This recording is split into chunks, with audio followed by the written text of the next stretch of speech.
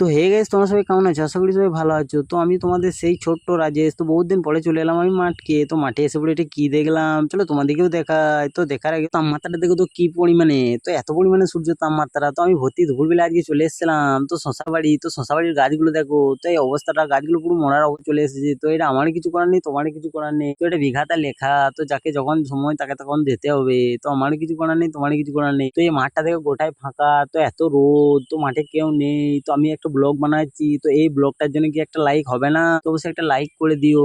তো এইদিকে দেখো তো গোটা মাঠটাই ফাঁকা, তো এইদিকে শুধু দেখো শুধু গাছ দেখা যাচ্ছে, তো একটা মানুষ নেই। তো দেখা হচ্ছে নেক্সট ভিডিও, টাটা।